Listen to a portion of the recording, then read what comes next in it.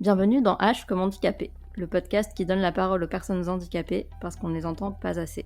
Aujourd'hui, je suis avec Dorothée et Justine, qui sont deux anciennes invitées qui sont là aujourd'hui pour nous donner des nouvelles et nous dire un peu les souvenirs qu'elles ont des enregistrements qu'on a fait ensemble.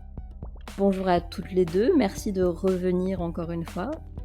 Du coup, Dorothée, est-ce que tu peux te présenter un petit peu ?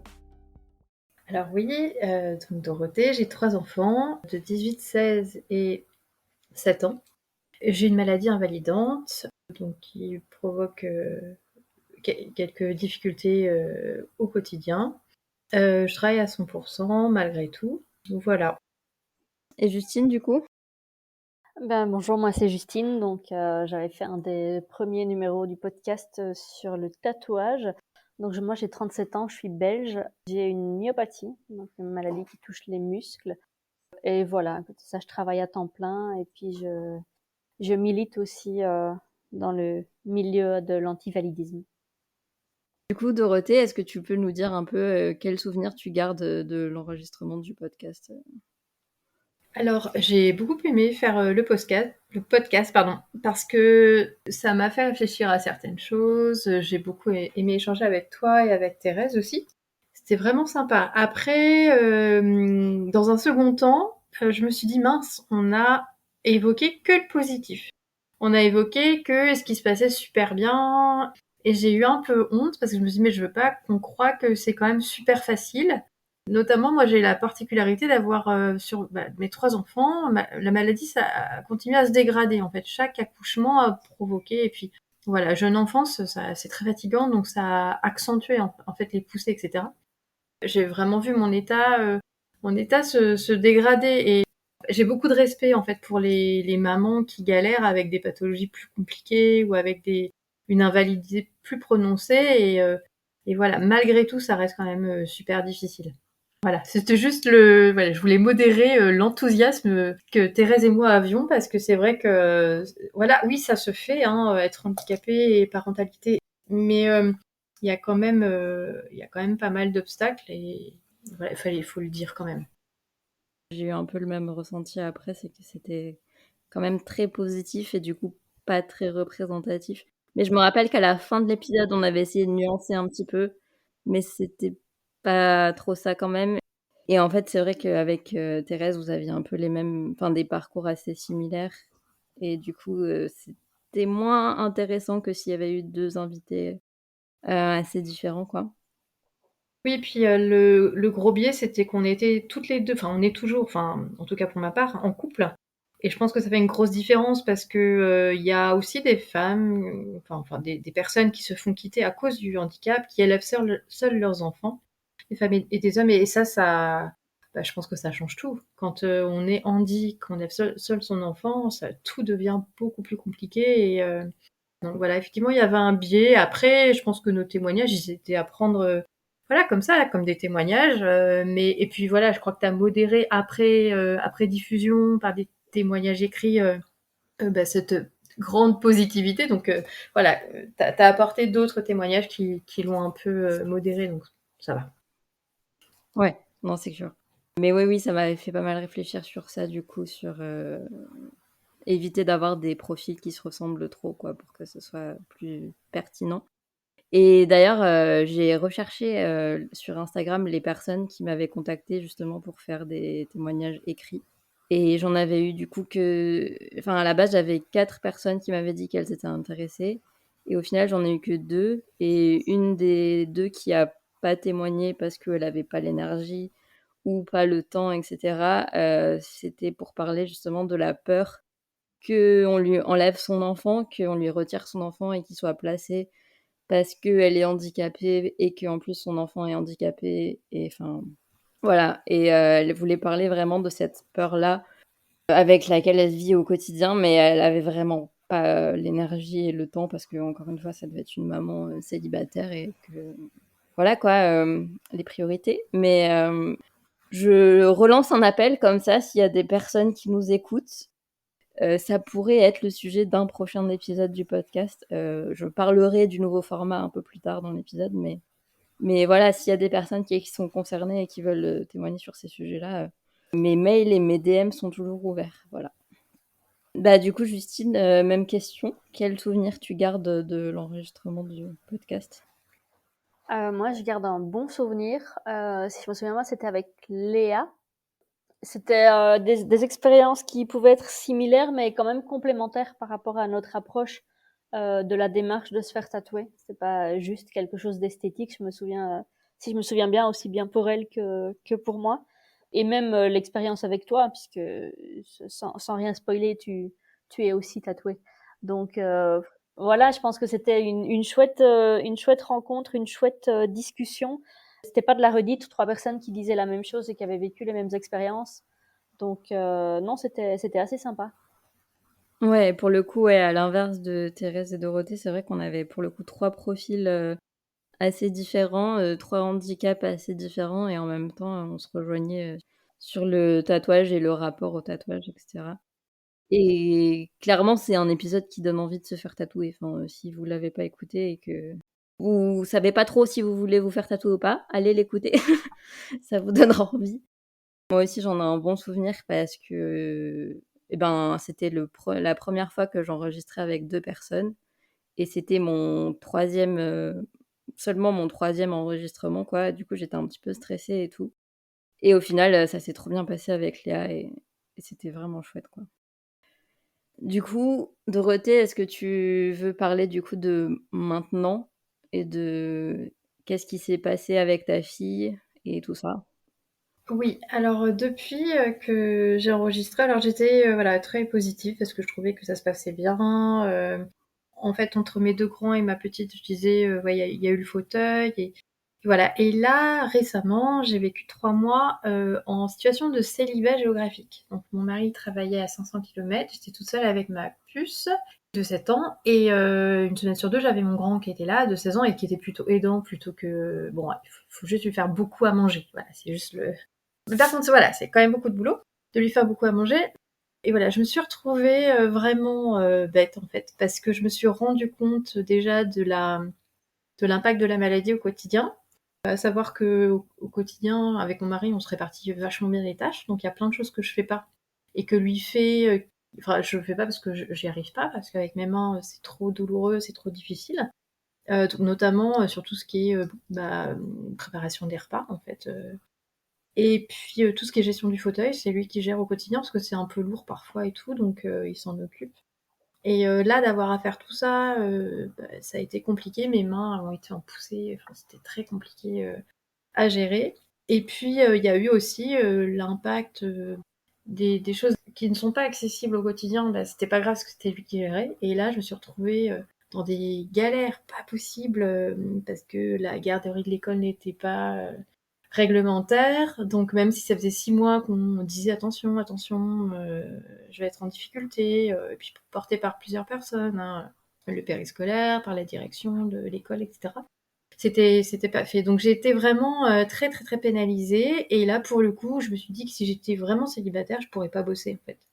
Bosser, élever mes enfants, enfin c'est ingérable, vraiment avec trop de, comment dire, trop de freins tout le temps en fait, parce que bah, si elle est malade, fallait que je rentre, s'il y avait grève, fallait que je rentre, s'il y avait n'importe quoi en fait, et puis j'ai des réunions à l'extérieur, donc enfin tout le quotidien devenait extrêmement compliqué.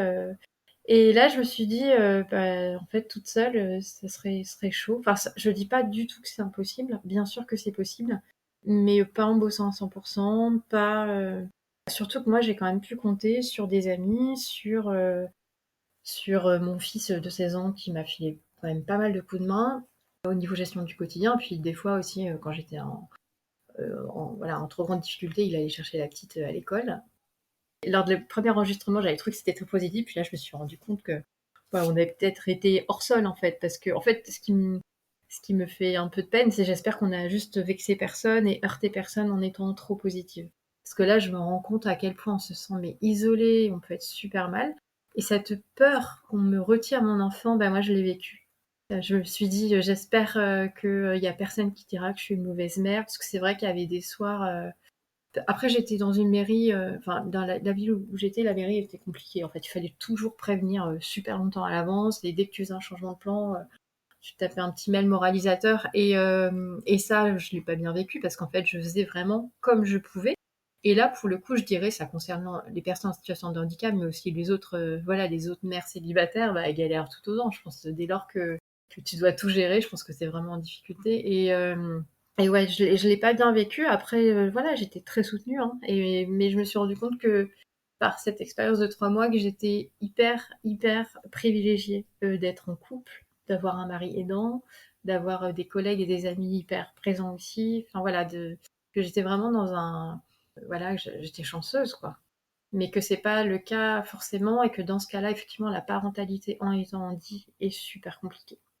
Donc voilà, c'était le petit frein que je voulais émettre. Mais bon, après voilà, là, on habite tous au même endroit maintenant, dans une région magnifique qu'on adore, donc on est ravis et c'est un sacrifice de 3 mois qui valait le coup d'être fait. Puis voilà, je pense que moi, ça m'a fait ouvrir les yeux sur pas mal de choses, sur parentalité et handicap, et aussi sur mon handicap, où voilà, je pense que là, il s'est quand même bien, voilà, aggravé et que voilà, il faut que j'en tienne compte, quoi. Il faut que je prenne ça en compte. Voilà.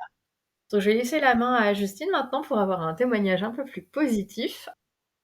Non, mais oui, justement, je trouve que c'est bien. Du coup, ça contrebalance ton premier témoignage, que tu reviennes et tout pour parler de ça. C'est vraiment chouette.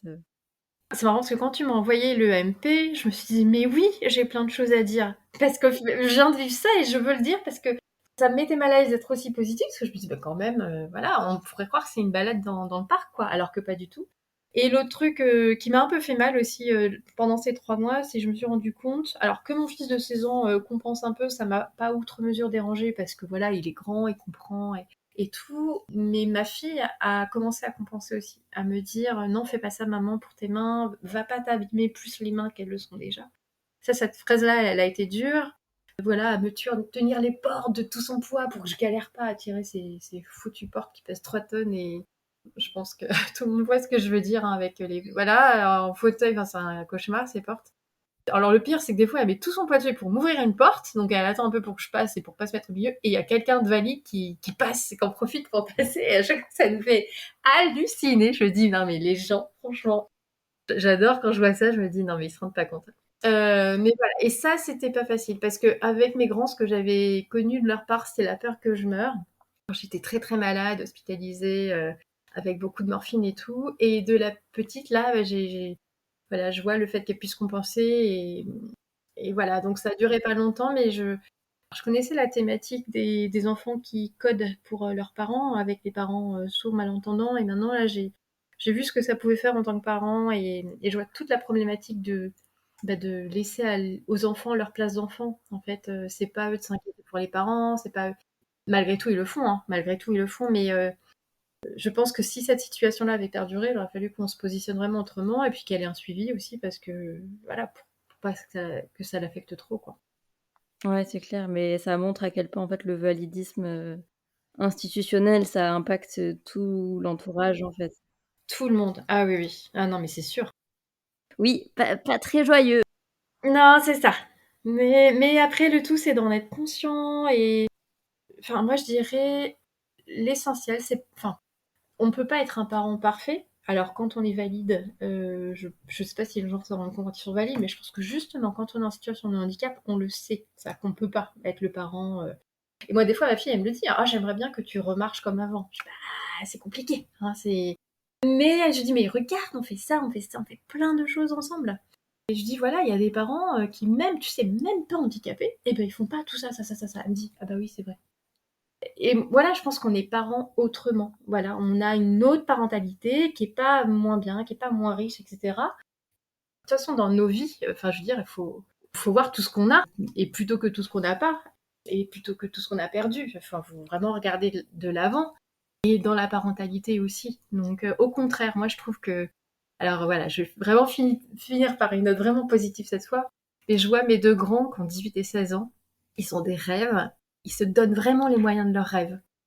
Je veux pas trop en parler parce que c'est leur vie à eux, j'ai pas forcément envie de parler à leur place, mais voilà, ils sont travailleurs, voilà, ils vont vers leurs objectifs. Alors quand je dis travailleurs, c'est pas que dans le scolaire et tout, c'est vraiment ils vont voilà vers ce qui leur plaît et ils se donnent les moyens d'arriver à leur fin. Et je me dis, bah, peut-être que le fait d'avoir une maman qu'on a toujours bavé avec sa santé, et ben ça, voilà, ça leur a donné, enfin, ils réalisent ça, que si on fait pas les choses, et ben ça viendra pas tout seul. Et voilà, ils savent que la vie est courte aussi, qu'on sait pas dans quel état on pourra être demain, et du coup ils profitent de ce qu'ils ont.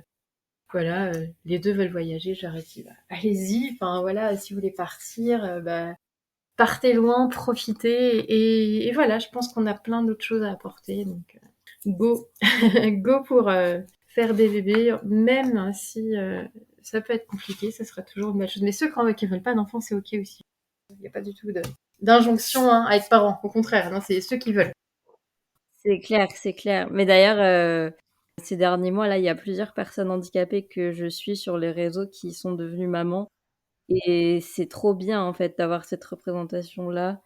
Même moi qui veux pas d'enfant, juste de voir quelqu'un avec un bébé qui est en fauteuil et tout, enfin, je trouve ça génial. Du coup, ouais. N'écoutez pas les valides. Si vous avez envie de faire des bébés, faites des bébés. Ouais, c'est ça. Et puis, faut pas se laisser freiner. Enfin, je pense qu'il y a que nous vraiment qui pouvons connaître nos possibilités. Si on dit qu'on peut faire un truc, on peut le faire. Si on peut pas. Et puis en même temps, un bébé, personne ne se rend compte de ce que c'est. Vraiment, enfin, les premières années, c'est super compliqué.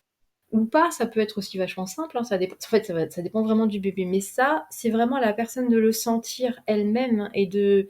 Si une personne en situation de handicap dit je veux un enfant et j'en suis capable et bah, qu'elle y aille quoi, parce qu'il y aura toujours des situations, enfin des moyens de compenser et d'aider, etc. Après, c'est vrai que c'est difficile à trouver, mais ça se fera. Voilà.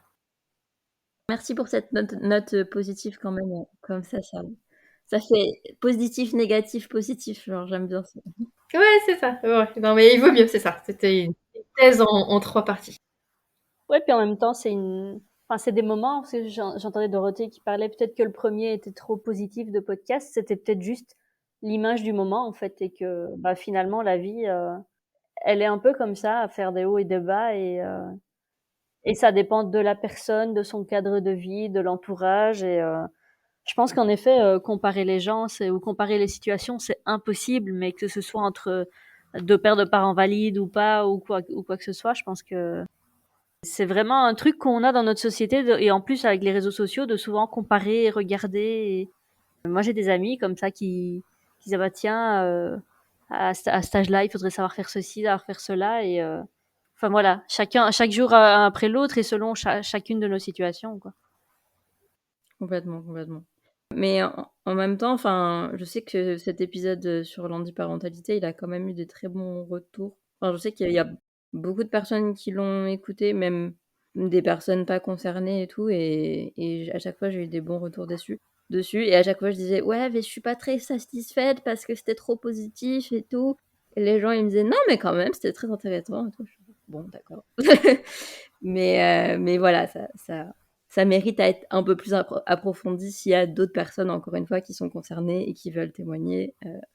Vous pouvez me contacter, mais ça, j'en parlerai un petit peu plus tard. Et du coup, Justine, où tu en es aujourd'hui niveau tatouage? Alors aujourd'hui, depuis le dernier épisode, pardon, j'ai un petit nouveau qui date d'il y a genre un mois à peine. Voilà, après le dernier que j'avais fait, je pense en 2019, c'était plus trop l'objectif parce qu'il y avait beaucoup d'autres choses dans notre vie qui font que bah voilà, les finances n'étaient pas forcément là et dirigées sur le tatouage, puisque j'ai quand même une famille de 3 personnes à faire vivre quasi sur mon seul salaire, donc c'est pas toujours simple, et donc faut savoir mettre les priorités. Et puis là, il y a quelques mois de ça, je vais dire, c'est une tatoueuse que je suis depuis un long moment parce que j'adore son style, qui s'appelle Lia November sur notamment Instagram. Et elle avait sorti une planche de flash en collaboration avec un tatoueur qui s'appelle Monsieur Charles. Ils tatouent tous les deux à Bruxelles, à la Folie Douce Atelier, je pense, si je me trompe pas. Et c'était toute une déclinaison autour de la phrase après la pluie, avec soit un petit arc-en-ciel coloré, soit des petits nuages, des petits cœurs, des petites gouttes de pluie, etc. Chaque fois, la phrase était en noir et puis tout ce qu'il y avait autour était en couleur. Et j'ai vraiment eu un coup de cœur pour cette déclinaison. Et donc voilà, j'ai montré la planche à mon épouse en lui disant, ben tiens, j'aime vraiment bien, est-ce qu'il y en a un qui te parle plus que les autres? Elle en a choisi un et on est parti pour celui-là. J'ai tout de suite envoyé un mail à la tatoueuse. Il était toujours dispo. C'est moi qui étais la première à être intéressée. Donc on est parti sur celui-là.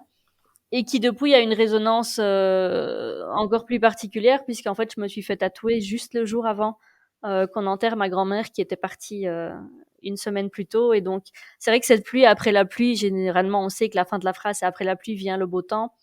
Et donc dans mon expérience de vie, que ce soit avec le handicap, avec pas mal de choses, d'expériences de vie que j'ai eues, ce côté, le positif qui vient après le négatif a beaucoup d'impact et beaucoup d'histoire. Mais c'est vrai que là, en plus, me faire tatouer, voilà, juste dans cette période particulière de perdre un proche, ça donnait encore une signification toute particulière au tatouage. Et ce qui était marrant, c'est que je me souvenais plus du tout de la sensation que ça faisait de se faire tatouer. Donc, je n'avais plus aucune idée de si j'avais eu mal les fois précédentes, etc. Vraiment, c'est cet oubli qu'on peut avoir. Et du coup, je me faisais tatouer sur le ventre. Donc, c'était sur mon bras gauche. Il est sur l'arrière de mon bras gauche, juste au-dessus du coude. Et donc, j'avais glissé ma main droite dans ma poche et j'avais attrapé l'intérieur de ma poche comme ça en serrant, en me disant si jamais en fait ça fait mal et que je m'en souviens pas, au lieu de sursauter sous l'aiguille, je serrais un peu plus dans ma poche et finalement, bon, ça s'est très bien passé, mais c'est assez drôle parce que j'ai quasi maintenant l'entièreté des deux bras tatoués avec des très très grandes pièces qui ont duré des heures et j'en arrive toujours à oublier ce que ça fait complètement. C'est assez drôle.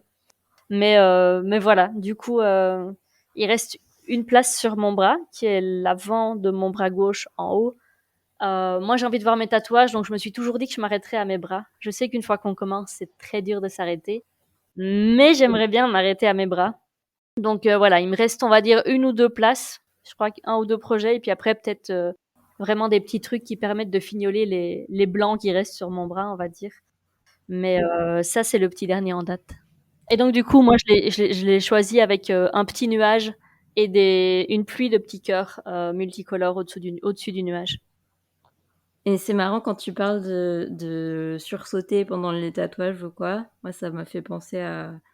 Parce que du coup, moi, quand on a enregistré l'épisode, j'en avais 3. Et là, j'en ai 10. Donc, j'ai un petit peu augmenté depuis la dernière fois. Et du coup, il y a eu pas mal d'évolutions, notamment sur ma gestion de la douleur du tatouage. Ou aussi parce que le premier que j'ai fait, c'était sur les cuisses. Et ça m'avait fait hyper mal. Vraiment, au niveau douleur, c'était un des pires. Et du coup, après, quand j'ai fait les bras, c'était beaucoup plus tranquille. Et c'est rigolo parce que je suis retournée. Je viens de me souvenir là que dans l'épisode sur le tatouage, le premier, je parlais de l'androgynète. Et en fait, récemment, là, en décembre dernier, je suis retournée voir l'androgynète. Parce que maintenant, j'habite à Rennes et l'androgynète, elle est à Nantes. Du coup, je peux faire Rennes-Nantes hyper facilement. C'était du coup l'occasion de retourner la voir, quoi. Et c'était rigolo parce que du coup, quand elle avait fait le premier sur mes cuisses, bah, j'avais des spasmes incroyables parce que ça me faisait hyper mal et que j'étais stressée et tout. Et là, ben le nouveau qu'on a fait, c'était sur mes biceps et j'étais allongée et j'étais tranquille, détendue et tout. Et un des premiers trucs qu'elle m'a dit, c'est mais t'as pas de spasme. Genre, elle était vraiment étonnée que j'ai eu zéro spasme. Je lui ai dit bah ouais, bah c'est un peu mon huitième et enfin je commence à être un peu rodée quoi. Du coup, je commence à avoir l'habitude et tout. Ouais, c'est vrai que moi, j'ai une maladie où j'ai des douleurs constantes. Donc, j'ai mal 24 heures sur 24 dans l'ensemble du corps. Et donc, toute chose qui peut amener une douleur supplémentaire, c'est presque une angoisse, mais d'office. Genre, je dois aller chez le dentiste, j'angoisse. Je dois aller faire une prise de sang, j'angoisse. Rien que l'idée de se dire, j'ai déjà mal tout le temps, mais en plus, je vais devoir faire un acte qui va être douloureux et c'est pas moi qui l'ai choisi. Tandis que là, le tatouage, je me dis, bah là, c'est moi un peu qui reprend le contrôle sur la douleur. Et finalement, c'est peut-être ça qui joue. J'ai tellement mal en permanence que la douleur du tatouage, s'il y en a une, n'est pas suffisante pour contrer la douleur que j'ai au quotidien. Je sais pas comment l'expliquer, mais c'est vrai que il y en a juste un. J'ai eu un peu mal parce que vraiment sous les bras, le côté un peu plus sensible. Mais c'est vrai qu'aussi, voilà, on m'a dit oui, mais c'est les bras, ça fait moins mal. Donc voilà, il y avait plein de choses qui doivent jouer, mais c'est vrai que c'est différent, quoi. Si je peux me permettre, Justine, moi, c'est exactement pareil. Donc, j'ai mal tout le temps. Et tu vois, les piqûres, je veux plus me les faire parce que c'est trop dur, en fait. Donc, c'est l'infirmière qui vient me faire mes piqûres. Voilà, toute blessure. Le dentiste, c'est pareil, c'est l'enfer. Et bon, t'apprends à faire avec, mais le tatouage, t'as pas la même appréhension. Alors après, je dis ça, mais pour les bras, parce que le dos, Le dos, j'en ai vraiment bavé. C'était vraiment dur et pourtant j'avais augmenté les doses de morphine pour le dos. Mais ça fait pas grand-chose, sur tout ce qui est dermato, la morphine. Donc non, c'était chaud, mais je trouve ça intéressant comme des douleurs choisies. Mais je crois que ça s'est recherché, hein. Ça s'est étudié d'ailleurs sur le fait que les malades chroniques de douleur se font tatouer justement pour avoir notamment cette action positive sur leur corps, enfin en tout cas qu'ils ont choisi, et puis ce contrôle sur la douleur. Et moi, par exemple, un truc tout con, c'est que j'étais en carence continue de B12, donc on avait essayé des cachets, des machins, et puis l'étape d'après, c'est des injections dans la fesse, mais ça fait super mal en fait. Enfin moi, ça me faisait super mal cette injection, et c'était une fois par mois, et j'avais dit à ma neurologue, si ça marche, je m'en fous, mais j'arrête. Je préfère être en carence que, alors qu'elle me disait, mais c'est une piqûre qui dure 10 secondes une fois par mois. Et j'arrivais vraiment pas, alors que le tatouage pendant des heures, j'étais là, ouais, ok, c'est bon, je gère. Mais cette petite piqûre alors heureusement, on a trouvé autre chose en cachet qui fonctionnait mieux.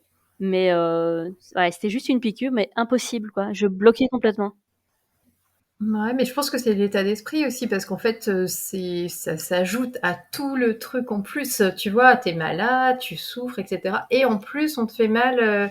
Et moi, par exemple, les piqûres, j'en suis venue à faire des véritables angoisses où, à l'hôpital, ils m'ont dit, bon, on cherche pas plus.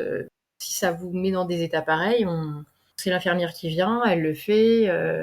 Et puis, bon, par contre, moi, c'est vrai que j'ai un vrai, enfin, il y a un très gros bénéfice à ces piqûres-là, hein. Là, je peux plus vivre sans. Donc ça me motive quand même, mais par contre, plus à le faire moi, parce que ça me mettait dans des endroits vraiment pas chouettes, quoi. Mais moi, c'est un stade où, par exemple, je vais regarder un film, je vais voir quelqu'un qui a une blessure ou qui a une cicatrice, etc. Je vais imaginer la blessure qu'il a dû avoir et la douleur qu'il a dû avoir pour avoir ce truc. Et donc, au début, les premiers tatouages, j'arrivais pas à regarder la personne qui me tatouait, parce que j'avais l'impression que ça allait démultiplier la douleur dans ma tête. Et il m'a fallu le troisième ou le quatrième tatouage pour me dire, bon, ça va, je regarde tranquille, le sang ne me gêne plus, voir l'aiguille rentrer dans mon bras, voilà, je n'extrapole plus la douleur, etc. Mais ouais, ça a quand même pris un ou deux tatouages, quoi. Du coup, t'as bien fait d'en faire plusieurs, tu vois. Voilà, c'est ça. C'est pour ça qu'Hermine, elle en fait 10, c'est pour amortir le truc. Bah, moi, j'ai même pas fini encore. J'ai tellement plein de projets. Genre, 10, c'est que le début, là. Genre, En fait, les gens qui demandent quand est-ce que tu vas t'arrêter pour les tatouages, genre, t'en as pas marre, est-ce que tu veux pas te calmer 5 minutes? Non, en fait. Parce que moi, j'ai remarqué que, en fait, plus j'ai mal, plus mon corps perd des forces, etc. Et plus j'ai mal, plus j'ai envie d'en faire. Parce que j'ai envie justement d'avoir ce contrôle. Vraiment, je l'ai senti ces derniers mois parce que c'est un peu cliché ce que je vais dire, mais c'est vrai, j'ai eu 30 ans l'année dernière et le cap des 30 ans physiquement, je l'ai senti passer quoi. J'ai plus de mal à faire des choses, j'ai plus de douleurs qu'avant, etc. Moi, j'ai pas mal tout le temps, mais j'ai des douleurs chroniques clairement que j'avais pas avant. Et du coup, maintenant, ouais, je ressens le tatouage comme ça, comme ce truc de contrôler, enfin d'avoir un contrôle sur mon corps, quoi. Alors que voilà, j'ai juste 30 ans et j'ai l'impression d'en avoir 80 des fois, tellement je suis fatiguée et tout. Donc ouais, vraiment, il y a ce contrôle-là.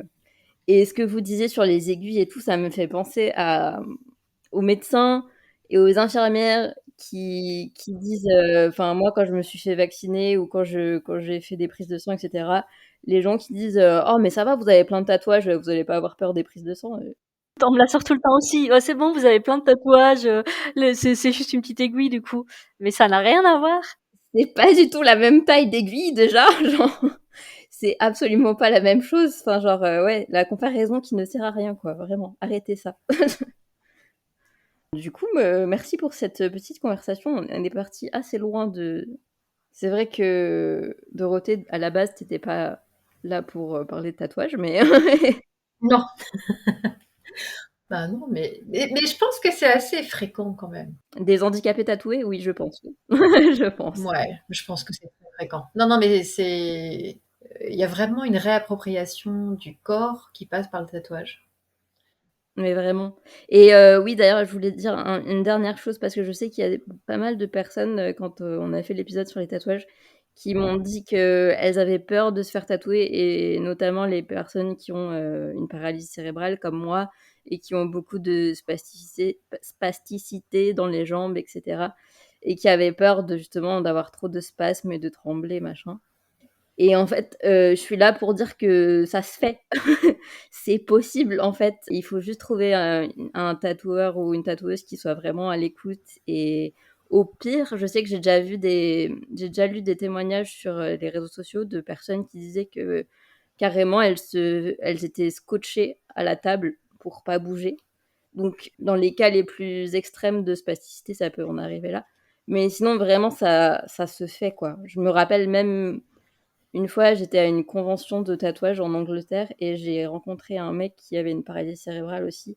Et lui, pour le coup, son corps entier, c'était un spasme. Il était vraiment hyper spastique et il était beaucoup tatoué.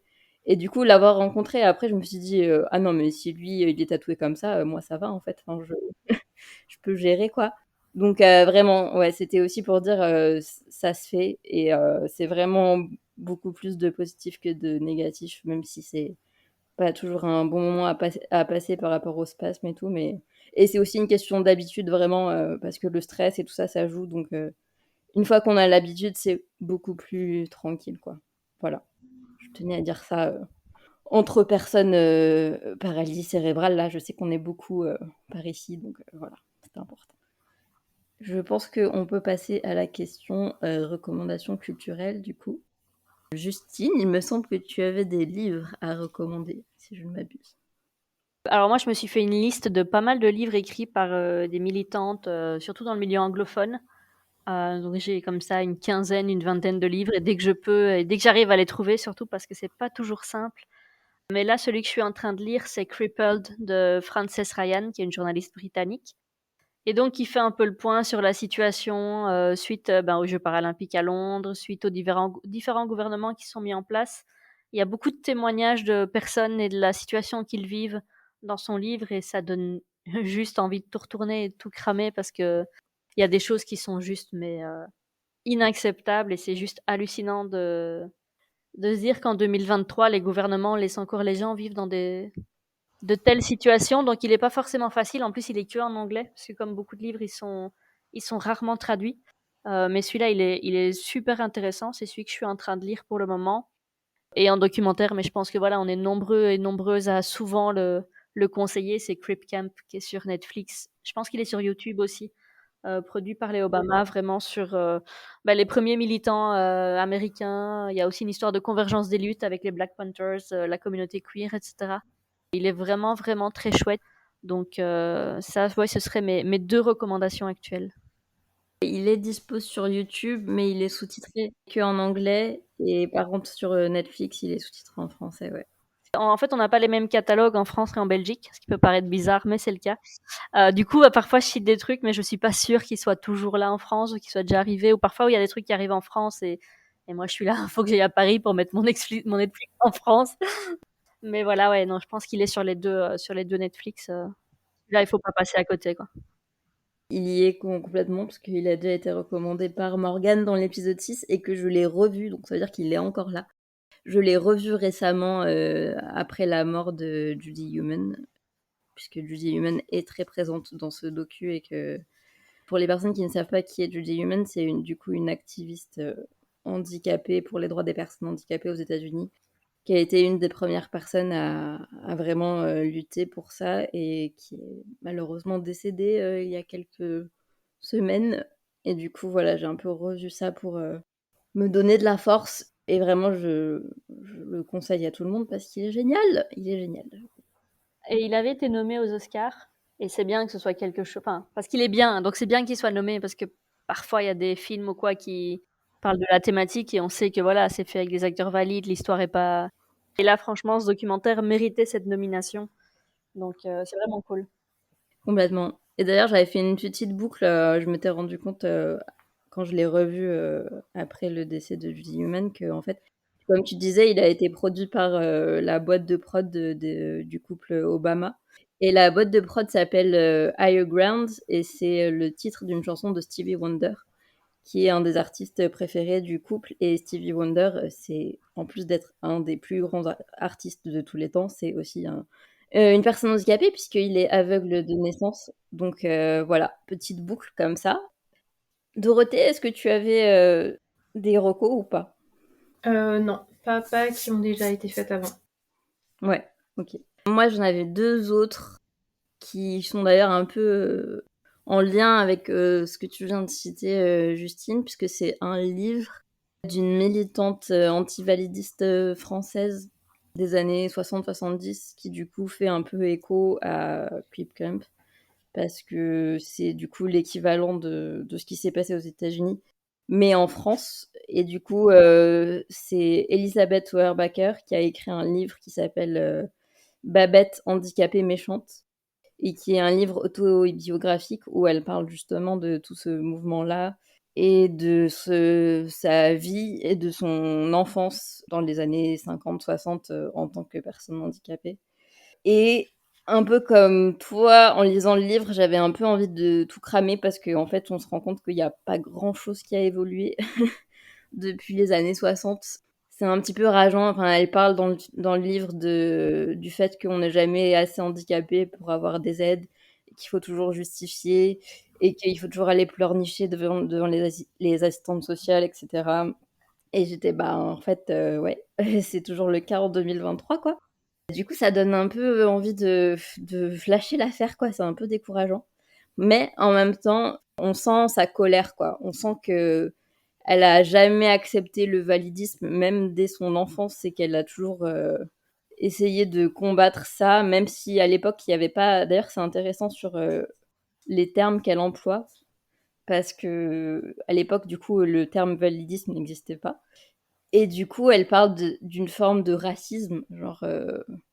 elle dit que c'est du racisme pour elle, alors que ça n'en est pas. Mais d'où l'importance des mots, quoi. Mais enfin, pour ça, c'est intéressant, du coup. On sent quand même sa colère, du coup, et c'est quand même assez contagieux, si je peux dire ça comme ça, et ça donne bien envie de tout casser, mais dans le bon sens, du coup. Ça me fait super rire cette anecdote sur le mot, tu vois, validisme qui n'existait pas. Parce que moi, j'ai tenu un stand à un festival belge pour le collectif Les Dévalideuses dont je fais partie. Et du coup, je faisais un peu de pédagogie sur le validisme et il y a un couple de personnes âgées qui arrivent et font ah c'est quoi ça le validisme. Et donc je leur explique ah et maintenant on va utiliser des mots pour tout, hein, on va inventer des mots pour tout. Et j'étais là, mais vous pouvez passer votre chemin, il y a pas de souci. Donc ça me fait assez rire parce que ça m'a fait penser directement à ça. Enfin, inventer des mots pour tout ce qui existe, ben oui, c'est bien, c'est intéressant et c'est important aussi de bien nommer les choses pour bien les cadrer. Et... C'est clair. Ça me fait rire. Mais oui, bah, encore une fois, que c'est pas la même génération, quoi, et que du coup, ouais, c'est ça, c'est rigolo. Donc, ce livre, Babette handicapée méchante, il n'est pas dispo en physique, mais il est dispo en PDF et en e-book sur Internet pour genre 5 €. Et vraiment, je recommande parce que rien que pour avoir un témoignage de l'époque et aussi pour comprendre pourquoi justement le mouvement handicapé méchant, etc., n'a pas trop tenu et pourquoi c'est un peu tombé aux oubliettes et que du coup il n'y a pas eu vraiment les mêmes avancées que aux États-Unis ou en Angleterre, etc. Vraiment, c'est hyper intéressant. Et du coup, la deuxième reco que j'avais est aussi en lien avec ça, et du coup se passe plutôt en Angleterre. C'est un film qui s'appelle When Barbara Met Alan, mais en français c'est... Attendez, je sais plus. Tout commence avec nous. Non, Voilà, merci, c'est ça. je me demandais si je te laissais chercher aussi. Non, mais si tu l'avais, ouais, ça m'arrangerait aussi.